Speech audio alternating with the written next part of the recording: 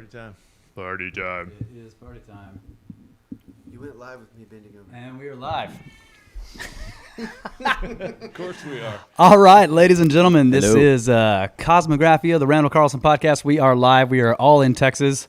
And so we moved the studio out of the cube and into the living room so we could all sit here and have a conversation.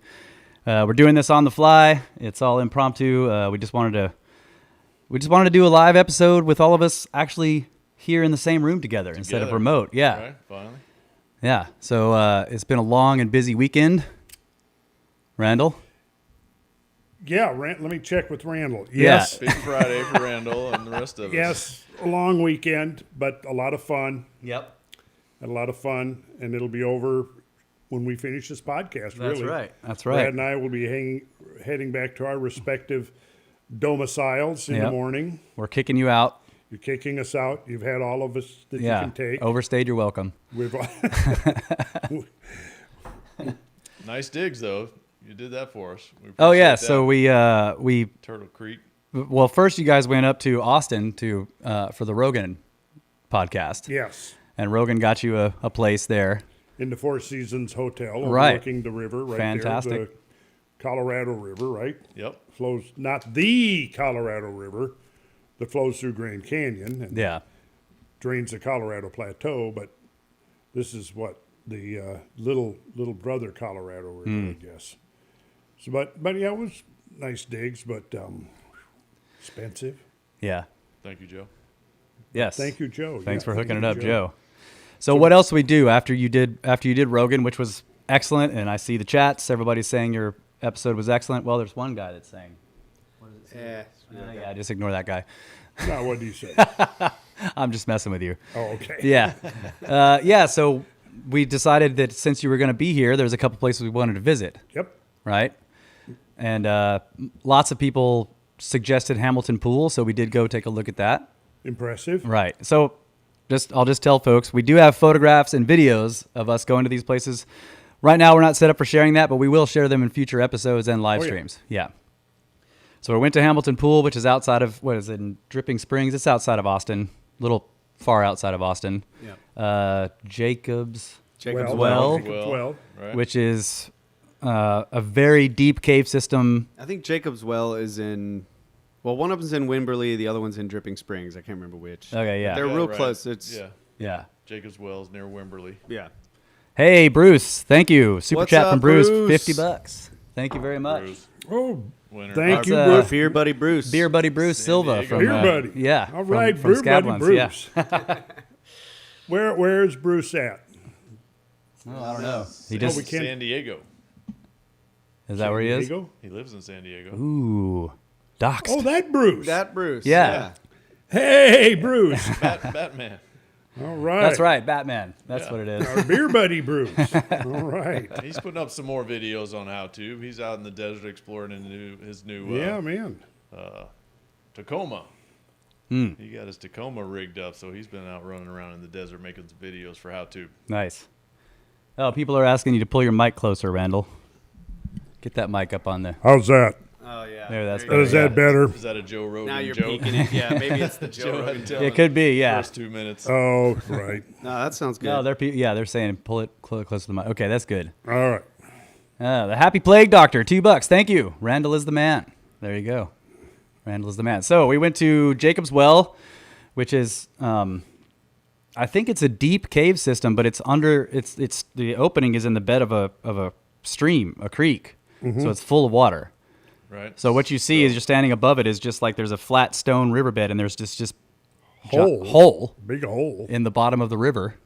And we were talking to some people while we were out there, and apparently they've sent cave divers down in there. It's very extensive and Right. extremely dangerous to cave dive that. So we didn't do that. So it's like 12 feet wide, if I remember these numbers right, like Yeah. 23 feet down, Yeah. and then it goes off at an angle, another 140 feet Oh, down. wow. And then they said they've branched off over 4,500 feet Yeah. Yeah. at that depth. Wow. Yeah, I don't think they've actually Yee. explored the whole thing. Yeah, No, it's no, too but it's too like extensive. The longest cave system in Texas that they know of. Wow. But yeah, underwater. Right. So we just got to look at the entrance under the water. But Randall And it's said on he's a gonna. fault line. Randall said he's gonna come back and scuba dive the whole thing. Yeah. Right. Yeah. Yeah. We can just do it garden hose. Yeah. Take the hose down there. Yeah, we'll improvise something. Right. Okay. We'll figure it out. So yeah, we went there, Hamilton Pool, which is. Do you think that was a cataract? Like it's a. Sure looked like it. It looks like one. It had Yeah. all the earmarks of a cataract. Yeah. The undercutting that we saw, Yep. which would be consistent with that kind of turbulence spillover. Mm-hmm. So yeah, I would suspect it was. Now, when we get back, I'm going to really get down on the topo maps and have Okay. a look and see Yeah. what kind of where it sits in terms of the drainage of the watershed. Yeah. You know, when we did Nakalula Falls, you know, once we got a hold of the national map advanced viewer, I was able to really see the topography, and then you could see very clearly how it was right there, almost in a funnel. Yep. The water draining down off the plateau, right okay. down Lookout Mountain. off Lookout Mountain, yeah. So this might be a similar situation, but again, we'll have to have a look at the Is- topographic maps.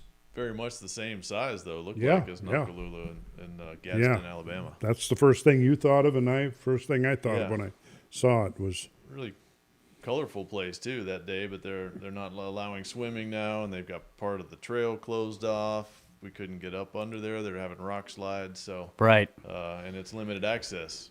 Yeah. You got to have a reservation even to get in to look at it. Right. And it no was, swimming. and we had the ice storm recently, so there were still icicles hanging off the edge of it, and Yeah. they were breaking and falling into the water, which 3, was 4, 5 footers. Yeah. hanging off from 6 or 10 foot stalactites. Yes. coming off the edge. That yeah, was it's cool. pretty wild looking.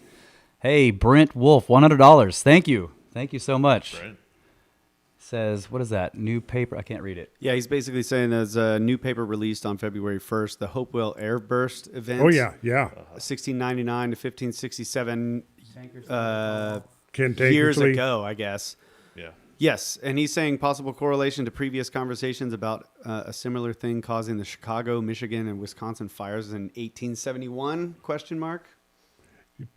Possibly. I mean, possibly a similar scenario. We'll have to look into that. Coming up. I on haven't the read next series of Tanker. podcasts. Yeah. Well, that's what we're covering in our Right. pre-recorded podcast now is the great firestorms. That's right. And yeah, I know one of those hasn't come out in a while, but we recorded one right before you guys headed out here. Yeah. So once they get home and Brad gets to work on it, it should be coming out. Crank up the new computer. And Yeah, that's feed right. that one in there. Yeah. Episode 79 coming soon. 79. So let's see. Yeah, I think Tankersley had a paper come out last year now, so I think this is a follow up. Oh. Okay. A new one. Okay. All right. Well, I haven't still- seen him, so I Yeah, I haven't. I'll check it out. We gotta keep up with Randall. We're 10,000 scientific papers behind. We got a lot of catching up to do. Give you 10,000 words, 10,000 papers. Jeez.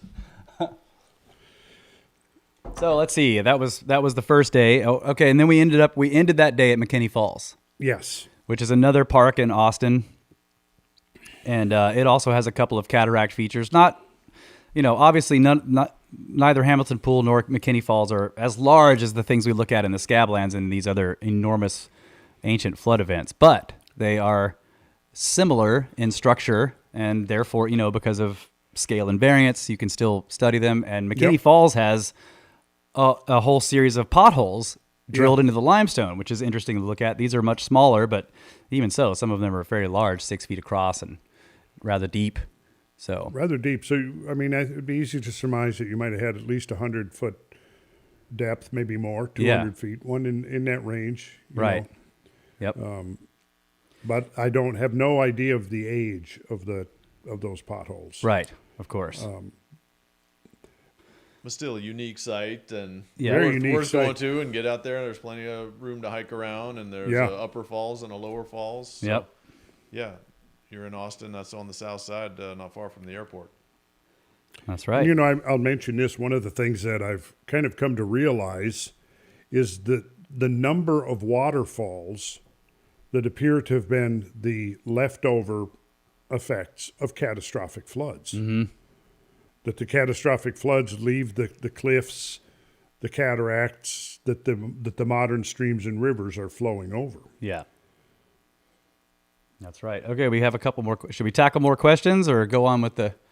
We got 2 more questions. Well, let's look at the questions, and then we'll go on with the Canyon Lake Gorge. And Ken Tankersley is somebody Oh, this is a good one. try to talk to. I'm wondering if George knows him, but Oh, I imagine he does. he speaks highly of him, and yeah, he'd be a good guest. Yep. Okay.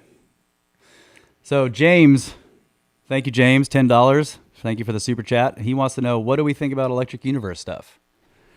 I've been asked that a lot. I haven't looked into it for the main reason that up to this point, the phenomena I've been looking at, the more conventional explanations have been more than adequate as far as I'm concerned. And I'm not going to sit here and pretend like I'm an authority on the electric universe. Right. And I'm not going to be just overly dismissive of it. But so far, the phenomena I'm looking at, which is primarily mega flooding, mass extinctions, impact type events, I think that, for impact cratering, I find, bolides striking the earth, hypervelocity impacts are a totally satisfactory explanation. Yeah. It's something that we've witnessed, meteorite falls, great meteorite falls. We know, that was one of the things that I dove into right out of the starting gate with the Joe Rogan Experience interview the other day, was showing the frequency of near misses. Oh, yes. So we know without any doubt whatsoever that cosmic debris is flying around the inner solar system, right? And we know that it's going to hit planets. We know that it hits the Earth. We've witnessed that. Yeah. We watched one hit Jupiter for sure. We watched one hit Jupiter. Yeah. Exactly. We did. And at this point, I'm not going to even pretend that I'm an expert on that, but some of the things that I've seen and heard, and I do know that there are many variations on the theory, right? But some of the things that I've heard are a little bit out there on the fringe, I got to say. Yeah. And I'm not going to dismiss the whole idea. Listen, if a bolide enters the atmosphere, there's undoubtedly going to be electrical discharges. That seems perfectly acceptable, right? But beyond that, then if you're going to tell me that electrical discharge created Grand Canyon, I'm going to have trouble with that. And I've been told that. Right. Right. And I study erosion. I study the effects of hydraulic phenomena. And I see no need to go to anything beyond accelerated catastrophic erosion coupled with more prolonged erosion, say for the origin of Grand Canyon. That covers it. I don't really see that we have to go to an exotic explanation for that or a lot of the other canyons. Because we see erosion taking place. Which brings us really, to me, right back around to what we were looking at yesterday. That's right. Right? Yep. Now, we saw a canyon. We spent 3 hours yesterday touring a canyon, Canyon Lake Gorge, with a guided tour, because they don't let you in there without being accompanied by the rangers, and they were quite knowledgeable. But there we have an example of a canyon with all of the characteristics of large canyons and smaller canyons of all sizes that we know was created in a 3-day event in 2002. We saw it. We watched it. Yes. Now we can look at other examples of canyons that are basically just larger versions of the very same thing. So I see no reason to go to phenomenal electric discharges for that. And maybe that's only one of the fringe ideas of the electric universe theory. Yeah. But I have been actually told that by several people that are advocates of that. And I don't buy that. Right. Well, I think for me, the other part of, I agree with you that there would be electrical discharges, when objects are coming into the atmosphere. But the other part of electric universe that I find interesting is the large cosmological structures you know, not I don't mean stars, but I mean like that. Okay, I guess I could pare it down to saying that electromagnetism is a lot more prevalent in forming the large structures of the universe than previously thought. You know, that gravity isn't the only force out there. So that's the other part of electric universe that I like. But of course, it's all very speculative. So just like most of cosmology, it's like you know, you have data and you can measure forces, but which force is it? That's why I wanted to qualify that. You know, I mean, the things that I look at in the phenomena that I'm primarily interested in has not required going to some exceptional explanation. Yes. Other than the fact that we're looking at processes that we can see every day going on, except magnified by orders of magnitude. And this is the whole, to me, the power of scale invariant. So we can see, you know, water flow creating forms and features, and we can see it on a micro scale, we can see it on a meso scale, a human scale, and we can see it on a macro scale and a mega scale. And it's a continuum. And so we can look at the same type of branching phenomena on on a small scale, on a stream table that's 6 feet long. We can we can duplicate all of the features that we find on large scale, you know, in the geological record. And we can see the phenomena being created in on a stream table level. We can see it, you know, I mean, near where I live, we have a creek, right? And I've been studying that creek and walking in that creek for over 20 years, particularly after major rainfall events, watching how the processes of erosion and deposition.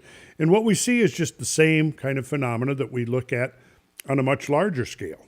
Yeah. I mean, we were looking at things yesterday that were basically smaller scale duplicates of what we were seeing in the scab land of Washington. And it's things like that, like Canyon Lake Gorge yesterday, that I think really clinches the argument that, at least in terms of most terrestrial features, you know, the processes that we can see operating today, which is the uniformitarian view, except where we differ from conventional uniformitarianism is we're not locked into rates of change and scales of phenomena that we see today. Okay. Right. That's the difference. Okay. Can you get that question, Kyle? Yeah, so the next one is about the recat structure. From Jason for $27.99. Thank you so much. He said, has the recat structure been considered to be the result of an impact, being that it is in line with two other impact craters, rather than just a natural volcanic structure? Well, this to me is a very interesting question, and I don't really have the answer to that. You know, I think that there's the potential of looking at, you know, we would think of as volcanic type events that may be related to impacts. Now, there's the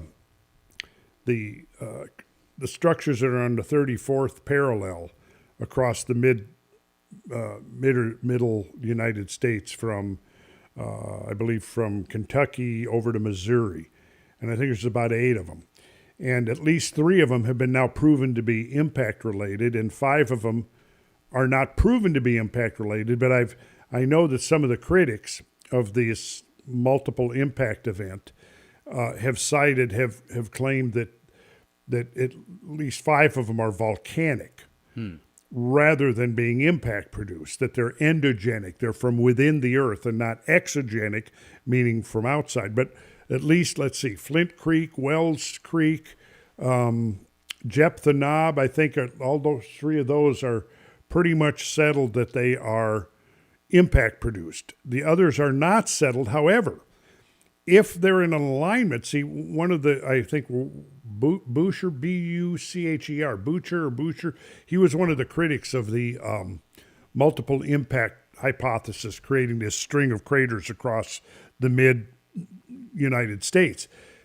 Well, then he said, well, you have a line of volcanic events, like it's along a fault line, and he was dismissive of the impact hypothesis, saying, well, how, you know, wouldn't that be an extraordinary coincidence if these impacts just happened to occur on a fault line that was. Okay, yeah, I see. But my thought is, well, if you have a string of major impacts, that could be your fault. Why there's reason That's why there's a fault. Yeah, exactly. exactly. Okay. Well, I see think that that's too. the 38th parallel. 38th. Thank Brad. Thank you. Yeah. Brad is right. 38th Yeah, parallel. Atlanta's down 33, 34. That's right. I was. Atlas So the point again. is the point that the recat could, like the actual volcanic situation there, could be a cause of the impacts? Is that what No, you're I'm still tending to think that, that the or I mean, recat the other way structure around. That's what I'm saying. is a domal uplift Right. that has been truncated. And I guess go back to episode 9 of the Cosmographia podcast. I think we devote most of that to the recat structure. Right. So that Yep, it's But like you showed, those are accepted as impact craters now. Those two that Yes. to the northeast. Yes, and they're they are. perfectly in line with the recat. and I can't however you explain wanna say it. that. yeah. So my yeah, question that's- was, I said it wrong. I said it backwards. But could the impacts have caused that to become volcanic, which ultimately, led Maybe. to the I don't know domes? the dating of the impact structures, yeah. and I don't have an explanation. I wish I did, Kyle. Podcast over. Yep. Shut it down. I know I've let you guys down. Another expedition to be made, though. So Get us James, out to the recat. James, Yeah. who asked about Electric Universe, gave another $10. Said thanks for everything, and that his ears perked up when you mentioned the Greek fella getting struck off the chariot by a thunderbolt. That's what he was asking about. Okay. The Yeah. Greek fella. The Greek fella. The Greek fella. That would be Phaeton. That Thanks, James. Thank The you very Greek much. fella. And Eric, thank you, Eric Friedman, $20. Thank you so much. So let's. And I'm curious about that. I haven't read much about the Electric Universe, but yeah, if there's real specific questions or something that can, explain something that was created by one of these events, and then that's easier to break down because you got some details, not just Yeah. The feelings on the Electric Universe. Because there's so many people talking about it and so many different angles. Some of it might be bunk and some of it might have some Right, which is cosmological interest to it. That hey, let's look at this. absolutely. Which is, I think, if you're starting a whole new, very broad stroke theory, it's going to have things at the edges that don't end up being part Sure. of the, if it Sure. does Doesn't work. stick. Yeah, it Yeah. doesn't stick, right. Yep. But I think that I would say, in my opinion, that the overall premise is that electromagnetism as a force is much more prevalent and prominent in the universe as a whole, all the way up from the macro to down to the micro than is currently thought. So I think that's a good thing to look for. All right, so you mentioned Canyon Lake Gorge. So the next day, after we finished with McKinney Falls, we had a private tour of Canyon Lake Gorge, and that is it's off of Canyon Lake. And it was really interesting because we've looked at pictures of the gorge, but because we had a private tour and we had multiple guides there, people who have been working there and know the history. It was great to see. They showed us the lake. They showed us the dam. They explained the structure and the thought process behind it. There was an actual overflow built, and the Corps of Engineers dug 2 enormous concrete retaining walls down into the bedrock to protect from, if there was a big overflow, from it eroding backwards through the, Yeah. right? Yep. Those worked, but it was great to stand over the area because the lake had swollen so much that when it flowed over this overflow area. It was designed to do that instead of overfilling the dam. And they just talked about how it was specifically designed so that it could drain out the amount of water necessary to keep it from actually overfilling the dam and washing that out. And what did they say? 67 or 69,000 cubic feet per second at its peak discharge. Yeah. For 3 days. For 3 3 days. days. 67,000, I remember that. Yeah. So it flowed across that overflow area on bedrock and then just began to tear through the rock past it and then found a fault. And again, yes. And took a left turn and went along the fault, just like so many things we've studied and discussed on Cosmographia. It's great. But another good point about it is that there was a ravine there. There already was a natural watershed in that area. Of course, it was very small. So I correlate it to, people talking about the Grand Canyon, for example. Like, if some ideas are that the meltdown at the end of the last ice age carved the Grand Canyon, and you've talked about that too. It's like, well, that could have been a process that had taken place over a much longer period of time, but the floods at the end of the last ice age played a huge part in making it what it is today, right? I think, to clarify my position on the Grand Canyon, I think there's the gradualistic model, which is basically slowly downcutting over many millions of years by the present flow of the Colorado River, more or less. And then you've got those who are saying, well, it was all created in one event. It's Right. you've got the creationists saying, oh, it's Noah's flood, right? And I think that it's both uniformitarian and catastrophic. And I think that it's probably the result of multiple episodes of catastrophic flow that maybe go back as much as 2 million years, perhaps as to the very beginning of the Pleistocene, when, the glacial, interglacial oscillations of the global climate really became entrenched into the whole climatic system, global climatic system. And I think what the record is showing us is that these transitions, you may think of them as changes of phase states, changing from one mode of climate to another mode of climate. And within those transition zones, you have the potential of extreme events. So I would submit that the Grand Canyon was both gradualistic and catastrophic, but the catastrophic playing the dominant role. Right. And you may have had, because bear in mind now that the Grand Canyon is the discharge outlet for almost the entire Colorado Plateau.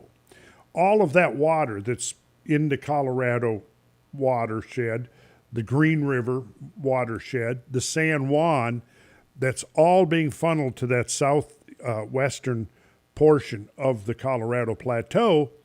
And so you're collecting, if you have an enormous amount of rain distributed over the Colorado Plateau, all of that rain is going to be collected and focused through the Grand Canyon. So once that breaching of the plateau starts, that's going to be a continuous point of accelerated erosion and downcutting. So I think every time we have a catastrophic series of climate changes between glacial and interglacial ages, we're going to see accelerated erosion of the Colorado Plateau. And of course, the whole Colorado Plateau bears imprints of enormous amounts of erosion. So that's, we've seen that. We'll be doing more tours in that area in the future. Yeah. Because it's so extraordinary once you begin to see. And I think all of those features, from Canyonlands to Arches, to Monument Valley, to Valley of the Gods, all of those erosional features, I would see those as being interrelated. Yeah. And we know that there were hundreds of lakes that were temporary that filled up all across the desert Southwest. Yes. Arizona, New Mexico, and Yes. Nevada, Southern California.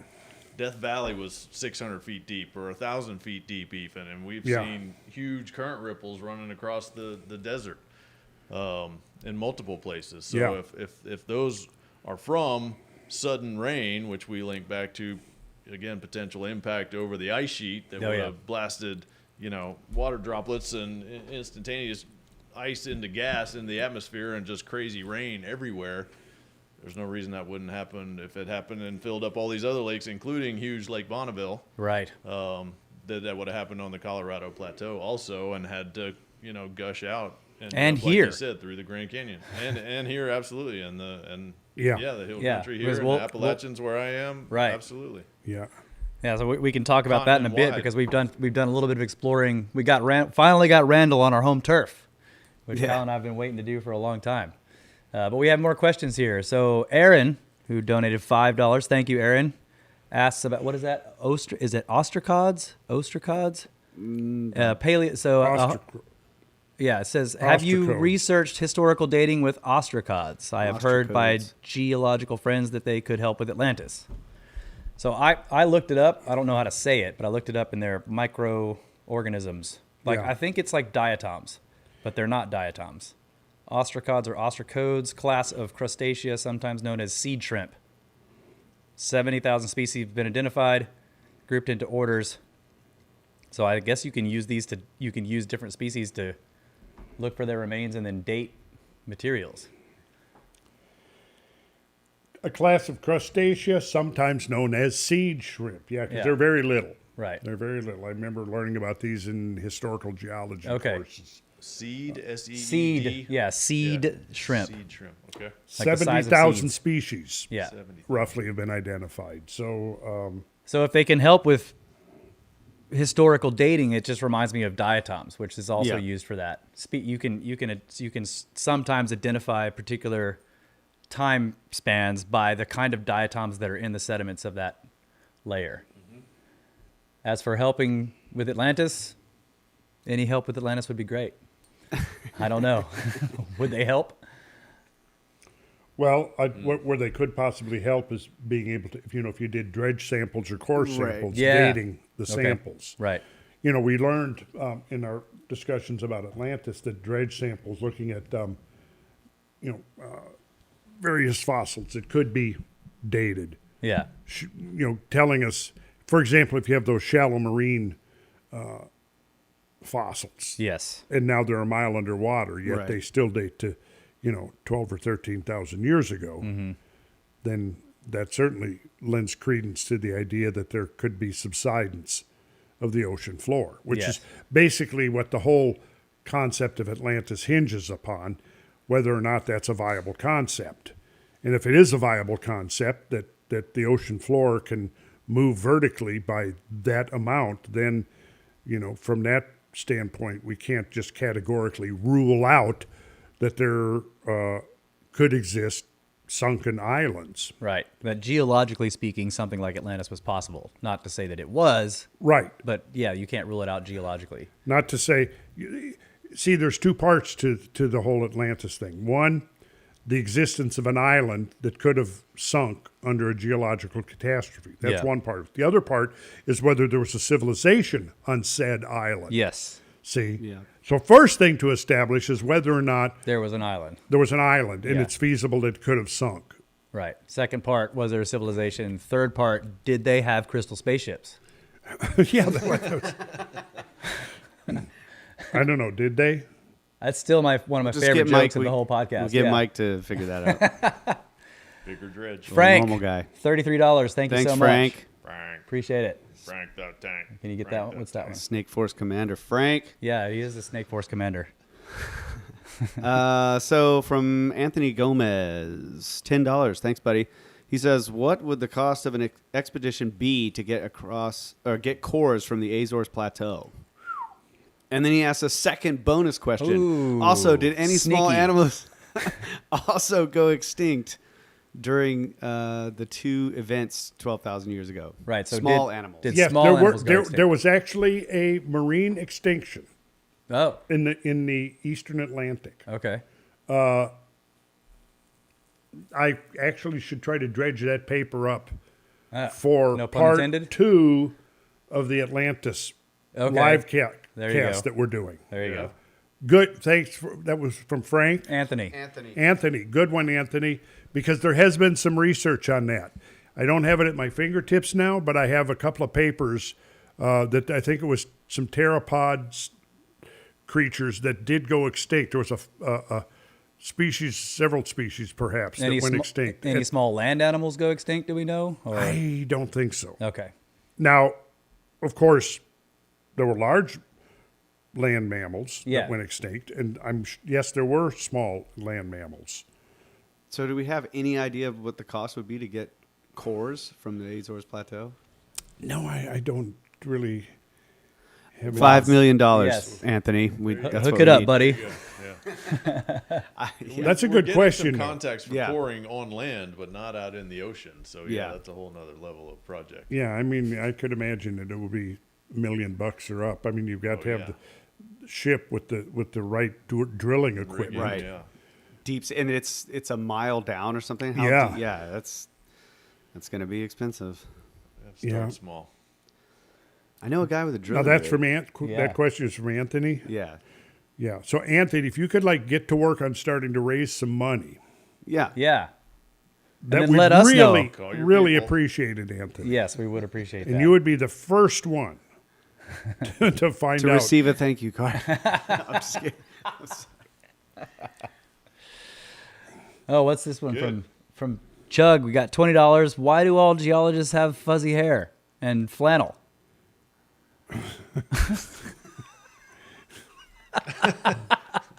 I'm going to have to do some. I'm sure there's papers written on that, though. Not all of it. I mean, look, I know some bald geologists, Yeah. a few of The them. 3 that were on the tour yesterday, I'm thinking those don't necessarily fit. Right. So that's not all of them. Just there's a lot of us. Maybe a though, that- preponderance. Oh, we're getting lots of questions here. Should we continue on with the explanation of what we did? Because man, we're just one after the other. Well, We can't keep up. We can't Hello keep from up, Dripping guys. Sorry. Springs from Luke. What's up, buddy? Randall's answers are too long for us to keep up with these questions. I'll try to make short answers. What- Let's see Couple here. more. Okay, so Submarine, yes. Yeah. Have you ever watched Suspicious Observers? yeah, I have, Yeah. and I think So I think Adam, Ben Davidson's. Talked to him Yeah. a couple times. Yeah, I've been on his show. oh yeah, Yeah. that's right. Okay, Yeah. so Adam asks, he donates $20. Thanks. He asks, would like to know your thoughts on Suspicious Observers' theories on magnetic pole shifts, micronova, and specifically Earth crustal displacement. Well, I'm not an expert on that. I think I've kind of elsewhere gone into my thoughts on crustal displacement Yep.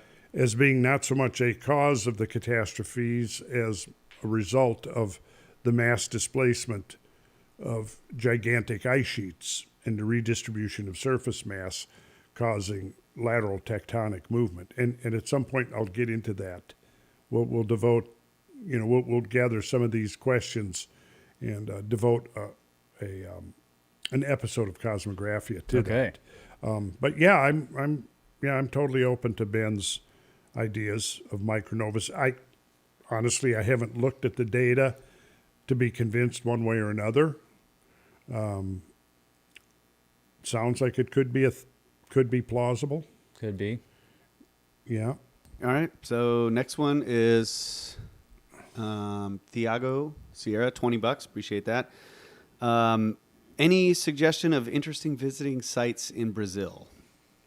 Ooh, okay, let's make a note of that. Yes, there is. And I couldn't give you the sites specifically right now, but there's definitely sites in Brazil, both archaeological sites and geological sites that would be worth checking out. And if he's planning to do that, yeah, we could, contact us later and we'll give him a list of places to go look at.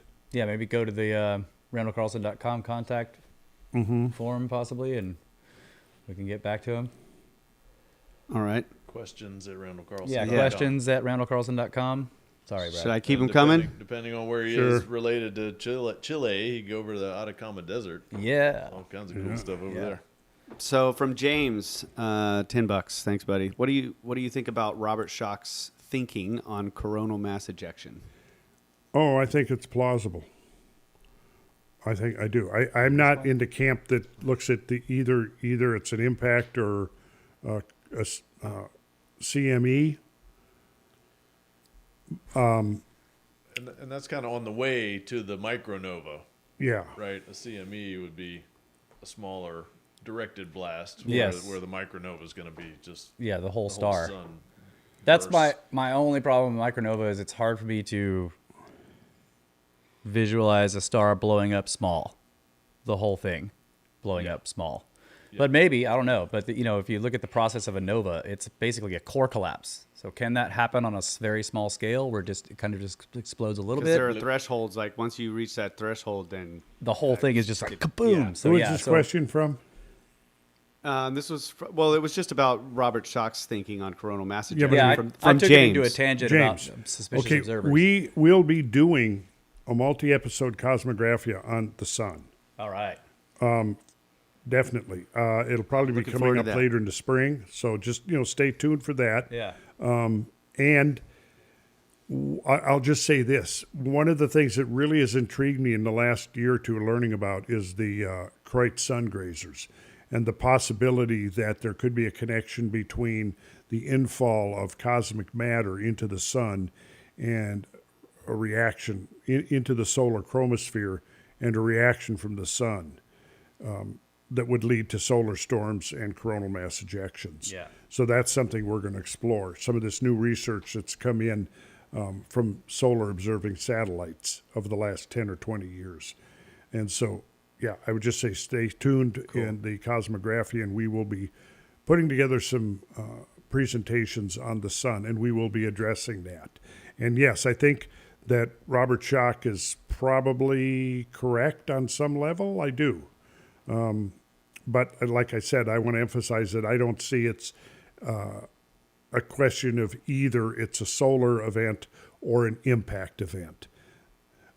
I mean, because we have solid evidence at this point that there was an impact event at the lower Younger Dryas boundary at 12,850 years ago. But there was also a catastrophic melting and sea level rise 1,300 years later at 11,600, say.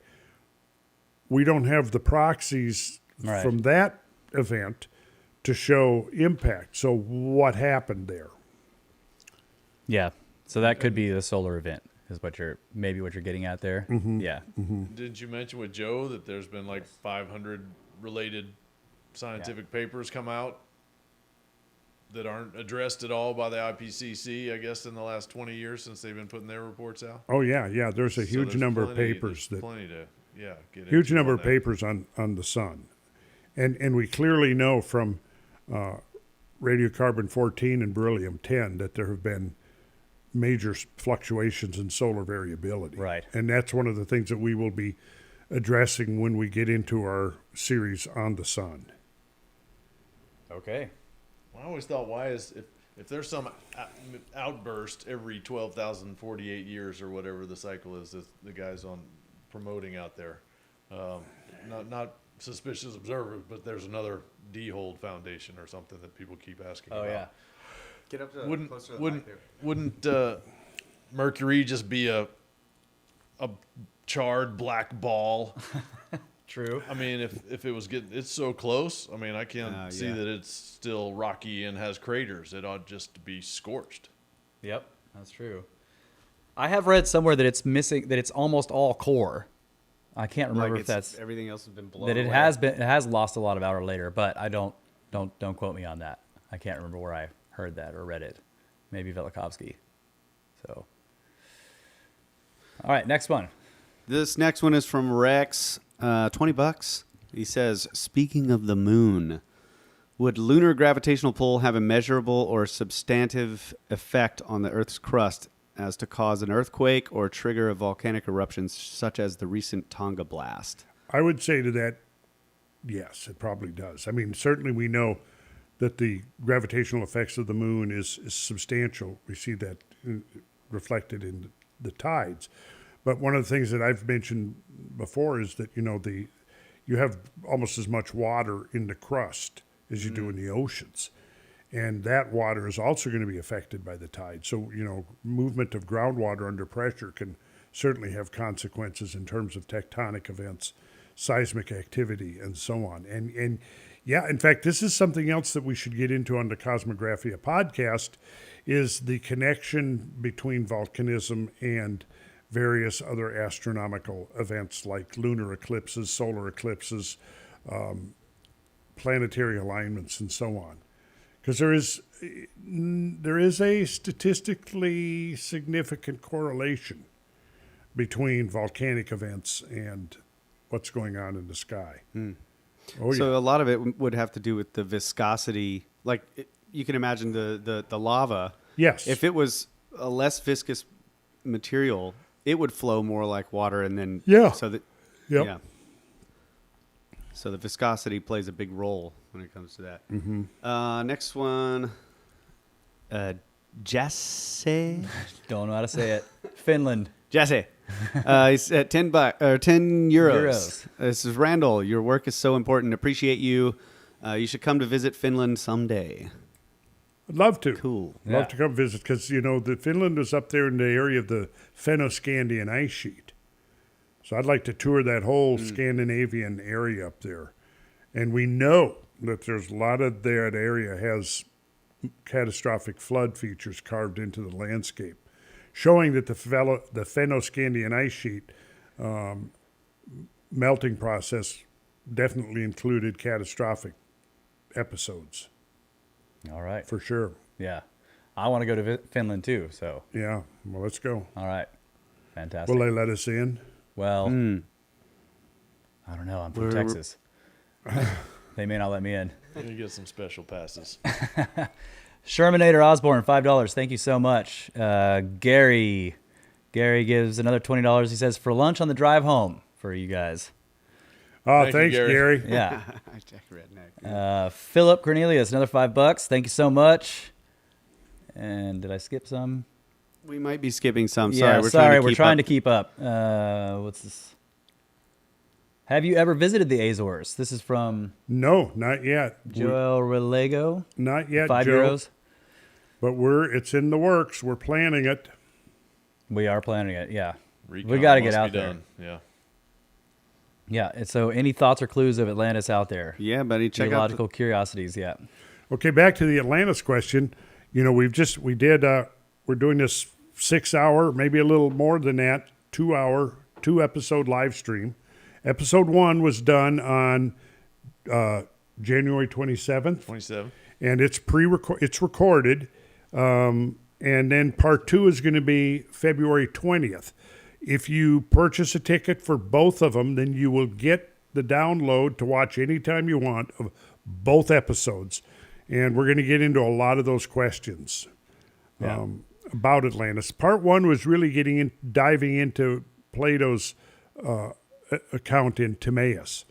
And part 2, we're going to be looking at some of the geological evidence to either support or refute what Plato says. Okay. Yeah. Fantastic. February 20th, go to randallcarlson.com and you'll find some links there Links to right Yep. there. Links to sign do up it. for it.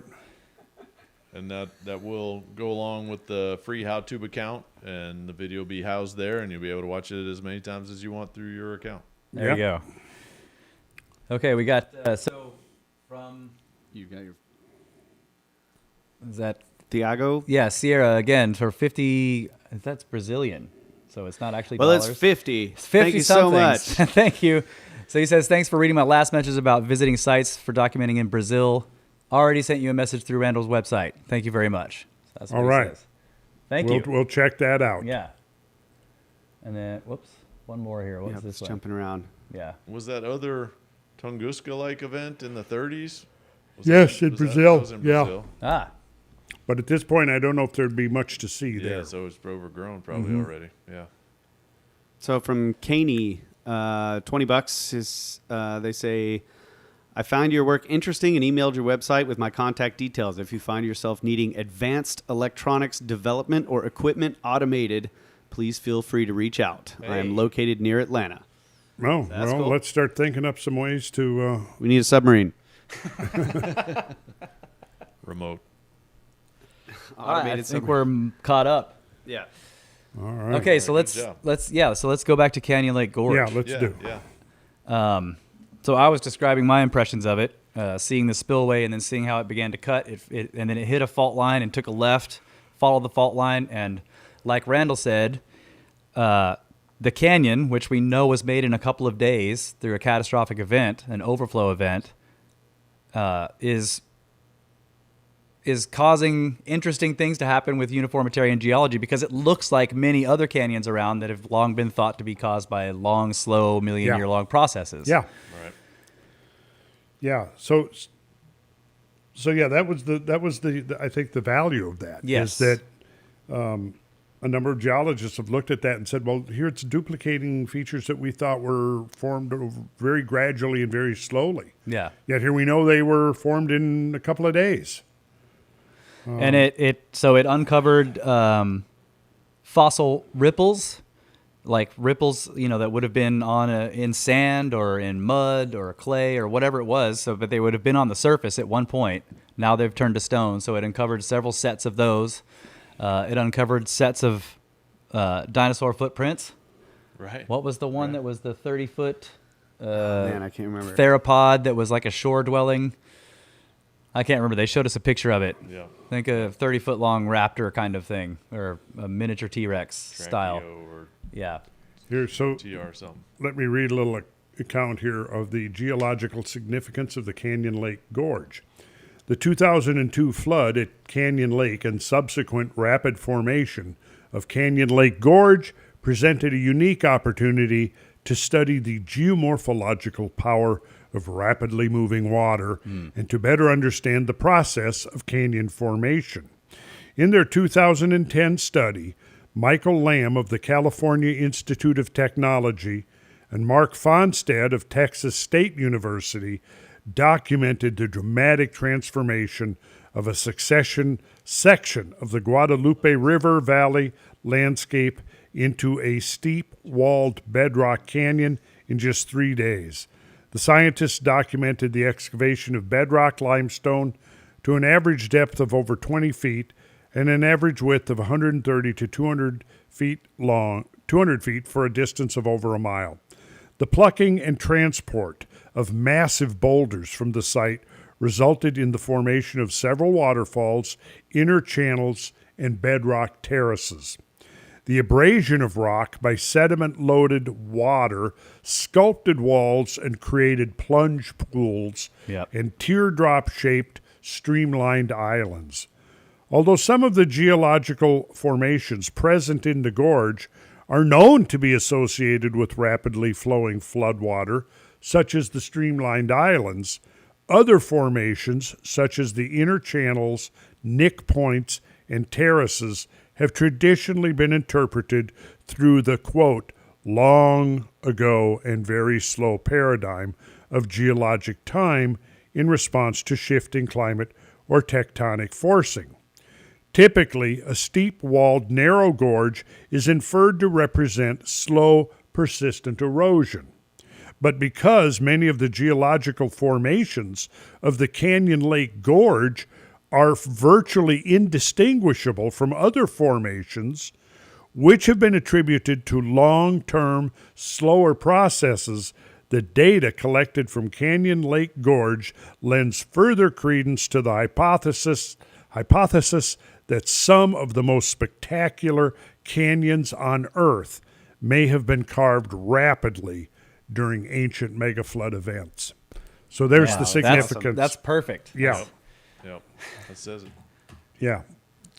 And there were a couple other things they showed us. I don't remember the names for them. I probably should have been taking notes. But what was they were showing us certain features. They were like, these are almost never uncovered in a pristine state like this. Like what was that area where you could see the stone had been sliding in layers past other layers? Along the fault line. Right, along the fault line. And they were like, it's been exposed and it's almost pristine, and it's like this is very valuable for geologists because they know this happens, but you never get to see it. It's exposed. Yeah. Right. So that was really cool as well. Yeah, unique. Yeah. And then, just some of the numbers I remember. They said over 3 days, right? There was 30 to 50 inches of rain. Yes. In that region. Yeah. So that's just crazy to imagine in 3 days. So it filled up the lake level to more than double its capacity. Yeah. Its normal pool capacity. And that's why it took 10 days to drain out. Right. And it rose from 908 feet average to 950 or something. Yes, that's right. And they were afraid to completely open the floodgates and let it go out because that would flood all the downstream. They were already communities. having trouble downstream because it was raining down there as well. Yeah, Right. yeah.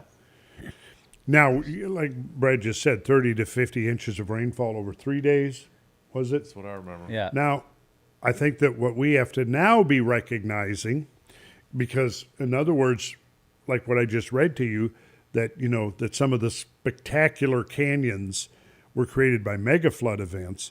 We're looking at canyons that are 10, 100, 1,000 times greater than these. Yeah. Is the implication there that you're looking at hydraulic events that are 10, 100, or 1,000 times greater than the one that created Canyon Lake Gorge. Yeah. Now, and then the power of the water is to erode accelerates as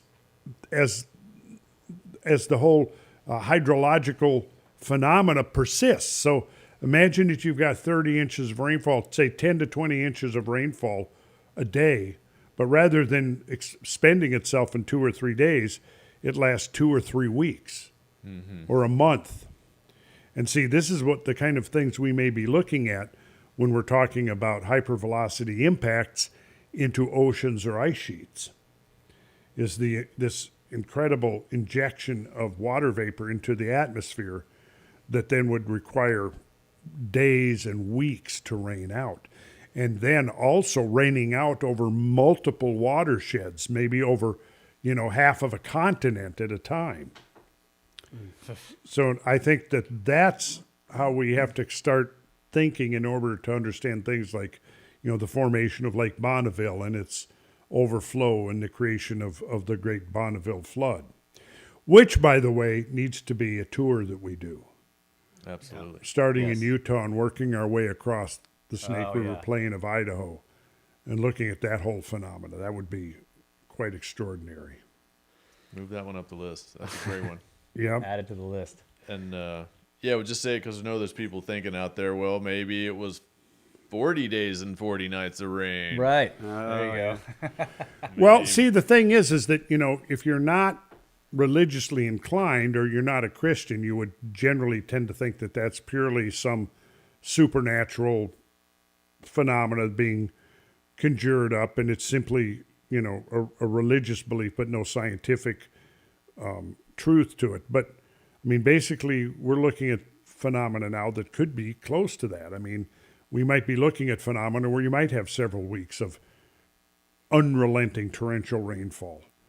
And the consequences of something like that would be extraordinary in terms of the flooding that it could do. Now, Noah's flood, well, I don't, some people are now thinking that, well, maybe Noah's flood was associated with the end of the last ice age. I'm still waiting to see what the outcome may be of future research into the Burkle crater event, which has not been verified because you've got a crater, what appears to be a crater on the bottom of the Indian Ocean, under 2 miles of water. And the initial dating of samples that have been brought up suggests that it's relatively young, 4 to say 9,000 years ago, somewhere in that range. Well, a major bolide impact into the Indian Ocean is going to generate enormous tsunamis in addition to rainfall. So, in fact, at some point we'll get into that when we start dealing with global superfloods.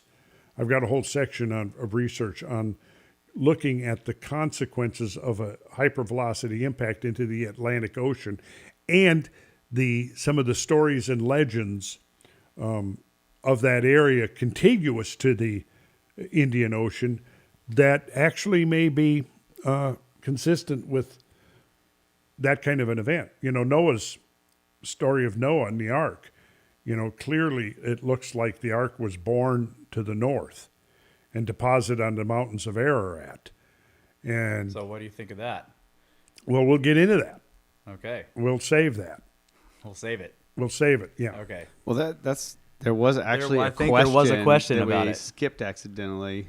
I skipped accidentally. Maybe I can find it. Just keep going. Was it Aaron?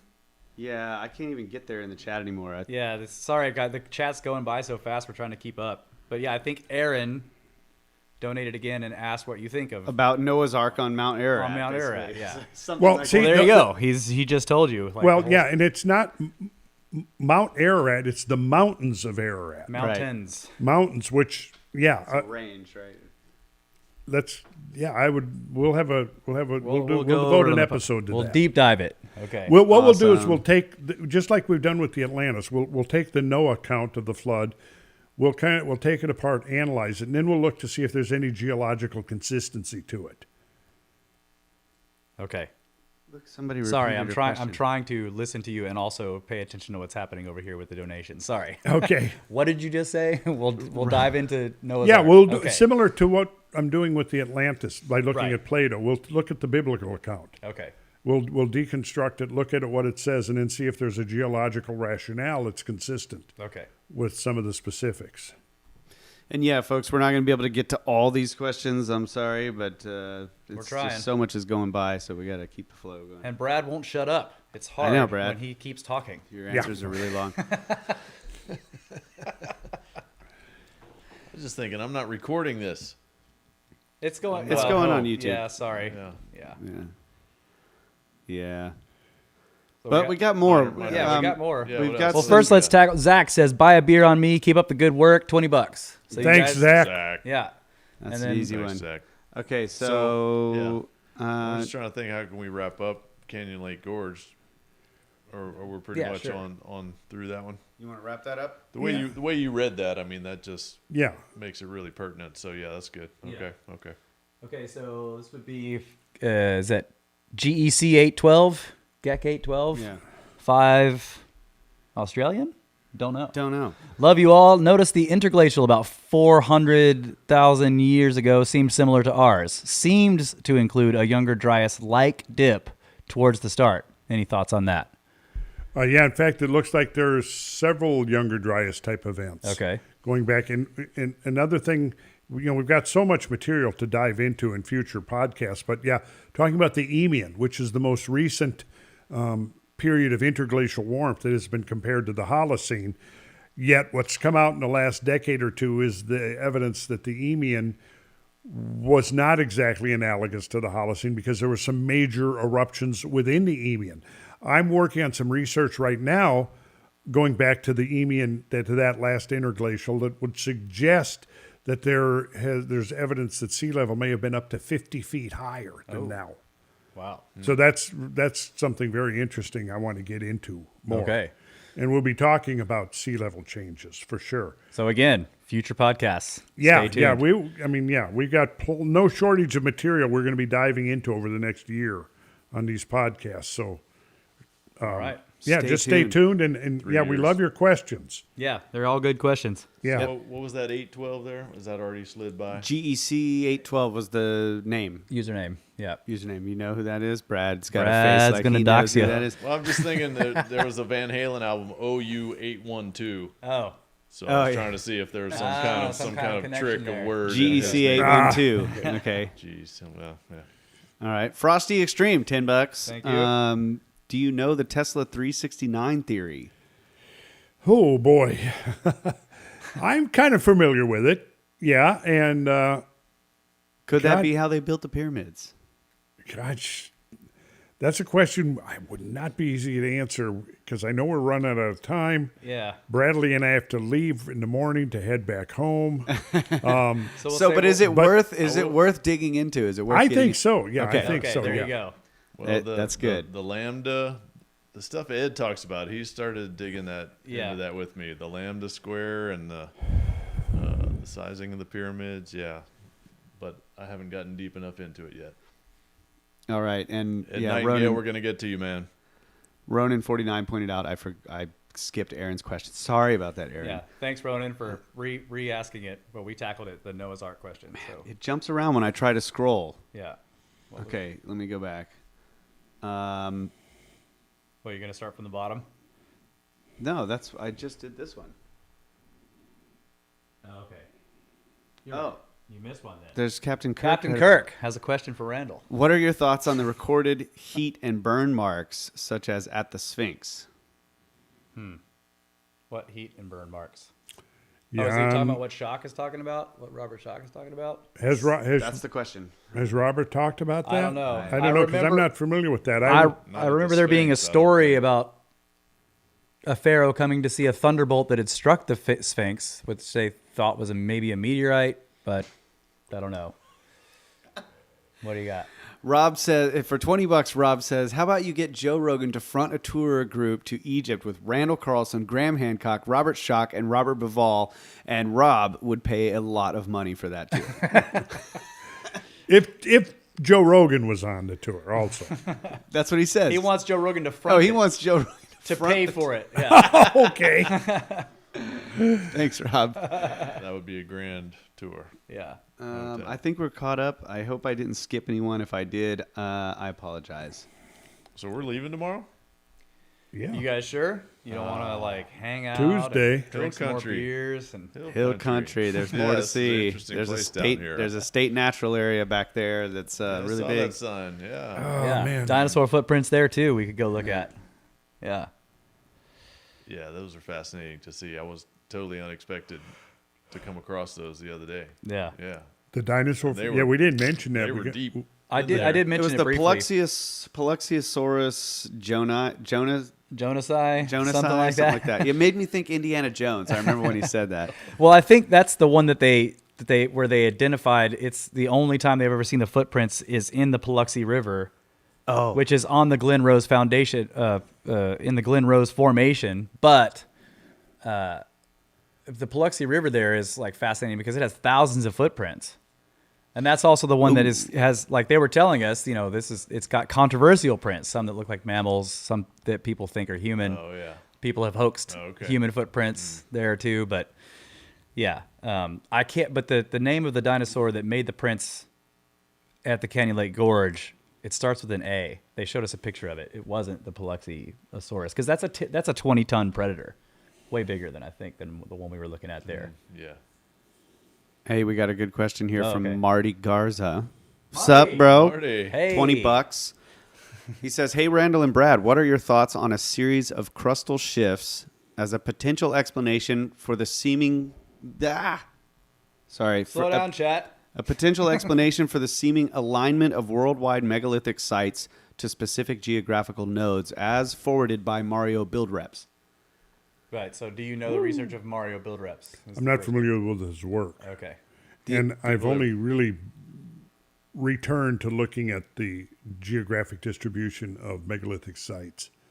It could be that they do replicate some type of a pattern around the surface of the earth, because it's clear to me at this point that somebody back in prehistoric times really had mapped out the earth with a high degree of accuracy, both geographically and geodetically. So, yeah, gosh, there's just so much of interest. That's why we need a whole team of researchers, Yeah. and we need a university, and that's what we're working on. So, also, yeah, go to the website and check out what we're provisionally calling the Randall Carlson Project Yes. till we come up with the more suitable name. But it's basically going to be the establishment of a school, research center, retreat center, whose location is yet to be determined, but we are accumulating the resources and the plans. And so please stay tuned, because we'll be posting information on that as it comes to fruition. And if anybody wants to help or donate towards that, yeah, we'll be having avenues available for that. But we're actively looking at properties right now, Yeah. as we're developing the specific plans for this particular, whatever you want to call it, an institute, academy, a research center, a place where people can go and experience things like this firsthand, learn about them. And the idea is to have something that would be oriented to people of all ages, not limited by age, no age discrimination. People of all ages should be able to interact and learn together, just like we've been Right. finding out is very plausible and feasible on the tours we've been doing. That's right. Well, a universal city is kind of a big one, Yeah. right? So I'm thinking we're on University Village. We're going to do a University Village on the way to the Universal City. Okay. Hey. That's cool. That works like for that. me. Yeah. As long as it has a Stonehenge somewhere where we can do like, Cool yeah. stuff. yeah. Definitely. Because like we've always wanted to do that, is build a real hinge and you know, Right. an ancient astronomical. Oh yeah, we definitely have to. Even if to start it site. would be a wood hinge, we have to. Of course, we you have to start with build a wood hinge. Yeah. We'll get the giant stones later. Yeah. Yeah. Okay. What else we got? We got I don't know what this means, but $5 from the Toilet Papat. Toilet papat. Prof Rules, February 19th, 22. KC Mo live, but he also says much love and respect, Randall. Yeah. Another thanks, donation. man. Thanks. Appreciate it. And then Brad, you get trophies for the only one that picked up the play on words of 81-2 or 812. Yeah, you picked it up. What's he trying to say? I think it's Who was that from? That's got to be worth GEC a couple of $100. 812. Geek Yeah. 812. Yeah. So There we go. Well, Trophy. you got the several trophy this trophies. time. Yeah. Brad is a child of the '80s. I kind of slept through the '80s. I was too busy with business. Wait a minute. Ask me something about the '60s now. Well, let's see. yeah. So we tackled Canyon Lake Gorge, and then we all came out to the Vineyard, which is where Kyle and I work. Oh yeah. And so we got Randall and Brad set up in the villa house there, which is a very nice, right on nice. Turtle Creek. Set them up in style. We cooked a big dinner. Whole family came over. We hung out and drank some Snake Bros wine Yeah. and some Excellent. beers. I had some more. Built a fire in the fire pit, and got Great site. Thank you. Yeah. yeah. So it was a lot of fun. And then Turtle Creek Vineyards.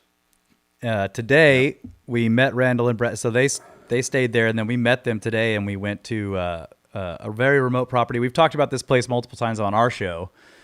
That Kyle and I have spent a year, maybe more, working out there, extensively working out there, spending a lot of time out there exploring, and it is unique geologically and paleontologically. It has a lot of fossils and very excellent fossil outcrops. So we took Randall and Brad out there, and that was like, you have to take the ATV and sort of drive rough. Scaling some hills and driving through the canyons and crossing crossing little streams and Risking our lives. yes, well, right. I wanted to push you out of that thing while we were going across the stream, but I didn't do it. I resisted I the urge. appreciate that. Yeah, stuck and roll, Randall. Yeah, we showed them some of the spots that we knew where there were excellent fossils, crystallized formations, shells. It's all middle to late Cretaceous marine fossils out here, and we did get some video and some pictures. We'll be sharing those later. Oh yeah, of all of from All Mckinney the sites. Falls. Yeah, that's right. To Hamilton, Gorge, Hamilton Pool. Pool, Gorge, yeah, Canyon Lake to Gorge, Canyon Lake Gorge. yeah, Yeah, we'll be sharing all of that. yeah. So we'll show those later on the normal podcast and maybe in a later live stream. And so they came out to the house. We made another dinner, and now we're down here live streaming. And this is the end of the plans. So tomorrow is just party time. And we're gonna have to wrap it up. Party too, guys. time. Yeah, it's time to wrap it up. Well, Russ presented me with the monster badass computer. Oh, that's right. That was the So that was the other final bit. portion of today. Yep. So Yeah. that's contractually complete and packed and ready to get back to my new space. And Yeah, that's going to help. Edit away. Yeah, that's going Right. to help with the podcast editing. It's going to make Cranking those things Brad's job of editing the podcast much easier. Right. I custom built Brad a very powerful computing machine for his editing workstation. So we got the final software loaded and set up, and now it's boxed up and in his car and ready to go. So All right. next show should be edited on that workstation. I can't wait to hear how it improves your editing jobs there. Yep. Just improves Probably the time. number 80 be the first one. Yeah. Oh, okay, 80. I All think right. so. Yeah. Once I We get got it a all couple set more. up, because you've got me thinking about triple screens now. So Yeah, I'm you gonna need have to three. figure out how to I got rearrange you a some stuff to graphics have- card with 3 outputs. You can Wow. actually have Screens 4 because the computer's motherboard has one as well. So you could have 4 giant monitors floating in the air around your head, Brad. And Randall's Man, building out. Randall's getting ready to soup up the studio out there, right? Oh yeah, That's we've gonna be got awesome. a couple of rooms Other- all gutted out, and Yes. we're ready to start building the new studio back. Heck yeah. It's going to take us another month or two, but yeah, we got that coming up. So yeah, Awesome. great synchronized timing there as Yeah. Randall's in the studio with Joe Rogan. The studio at Randall's house is Being gutted completed, and yeah, prepared to, yeah. take on the next wave of content that's going to be created. And I would say that in a lot of the donations and stuff we've got, that funding is going. It's funding for your studio build. Yeah. Yes. Absolutely. So thank you guys so much. Everybody who supported the show in all the numbers of ways that there are supported through the super chats, through the Patreon, through the PayPal donations, all the ways that you've supported the show. Thank you so much, because that is helping Randall to like basically build a very good studio in his house. Yep. Big thanks. Yeah. Yes. And always randallcarlson.com. Yeah.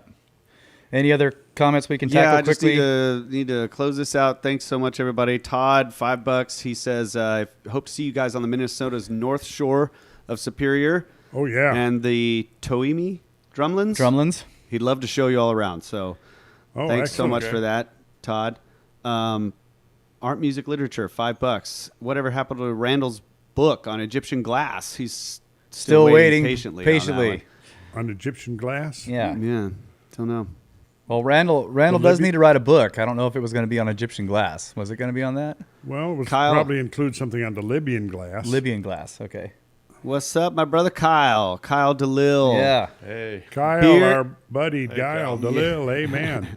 He says beer and CBD oil from the God's money. Yeah. $20. $20 Canadian, which is Probably like $2. a couple of leaves. Thanks, buddy. Yeah, thanks, buddy. Just kidding. Rick Ollinger, $50. Wow. Thank you. Longtime fan of People. Randall's. Farmer in western Iowa Hey. along the Luss Hills. Oh, yeah. Any Oh, opinion yeah. on this formation? I've always been told it's just blown in off the Missouri River Valley. Well, I'm sure that's part of the explanation, but maybe not all of it. Yeah. Yeah. Vector Force, $5. He wants to know if you're getting in enough naps.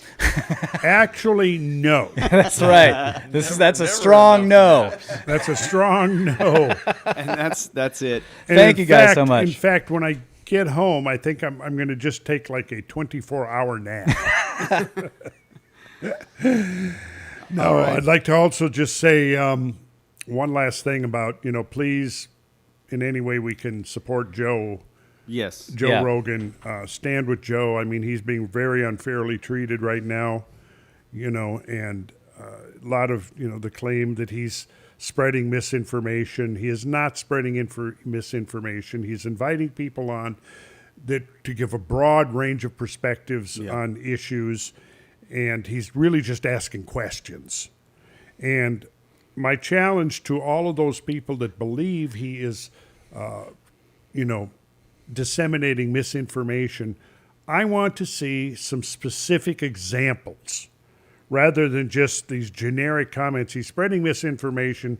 This is what mainstream media is saying over and over again without ever once being specific about, well, how about an example or several examples of that misinformation Yep. that he's spreading. So, I just have to defend Joe. He's a friend of mine. I've known him now for 13 years, and I think he's an admirable human being trying to do the right thing.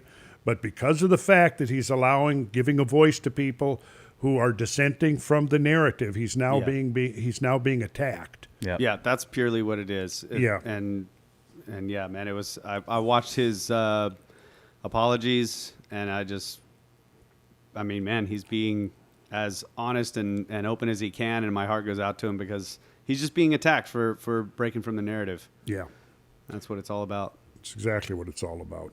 Well, that's a great place to wrap it up. I totally agree with you guys on that. Yeah. For sure. And would you got one more from Kyle? Yeah, Kyle, he said fine. He gave us another 20 Canadian, so Which we have is like $4 $2. now. Yeah, we have $4. Thanks, Kyle. Love you, Thanks, Kyle. buddy. We love you. Hey, Kyle, I'm looking forward to hanging with you again, man. Yeah, We absolutely. want to go to Lake St. John, but yeah. We do.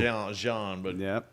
we're also going to have border trouble. That's Kyle, with going to Minnesota. get to work up there and get Canada opened up again. Yeah, that's right. All right, guys. Thank you so much. The whole chat, Good all of job. you, everybody who donated, Thank thank you, you so everyone. much. We love you guys. Yep. Love you. Many thanks. Always Yeah. have. Always will. Ciao. I don't even know how to stop this Yeah, I thing. think How do you push the button? like several buttons to press. Okay, well, Russ, take over. Let's just hit this one now. Let's try this. All right, good stuff. We're still here. Yeah. You just- there it is. Stream. Bam. Bada, bada, bada, bada, Not bam. bad. Okay.